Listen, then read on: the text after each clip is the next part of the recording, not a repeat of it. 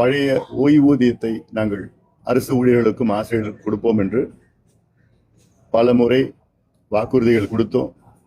இன்று மிகப்பெரிய ஒரு ஏமாற்றம். ககன்தீப் சிங் பேடி தலைமையில ஒரு இடைக்கால ஒரு அறிக்கை. அது என்ன இடைக்கால அறிக்கை? அதனால என்ன பண்ண போறாங்க? ஏன் உங்களால பழைய ஓய்வூதியம் கொடுக்க முடியல? ஜெயலலிதா அம்மையார் இருக்கின்ற நேரத்திலே சாந்தா ஷீலா நாயர் அவர் தலைமையில ஒரு குழு அமைத்தார்கள். அதன் பிறகு எடப்பாடி பழனிசாமி அவர்கள் முதலமைச்சர் நேரத்தில் ஸ்ரீதரன் அவர்கள் தலைமையில ஒரு குழு அமைச்சார்கள். அந்த குழு பரிந்துரை எல்லாம் இருக்கு.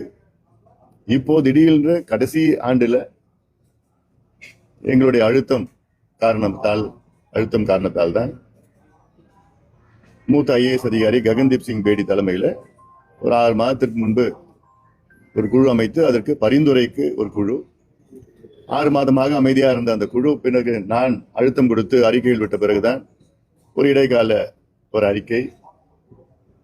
இந்தியாவிலே 7 மாநிலங்களில் அரசு ஊழியர்களுக்கும் ஆசிரியர்களுக்கும் பழைய ஓய்வூதியம் கொடுக்கின்றார்கள். 7 மாநிலங்கள் கொடுக்கிறார்.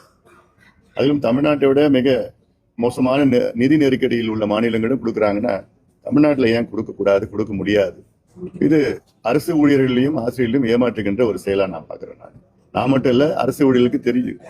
நிச்சயமாக இந்த தேர்தலில் ஒட்டுமொத்த அரசு ஊழியர்களும் ஆசிரியர்களும் திமுக எதிராக தான் வாக்களிப்பார்கள்.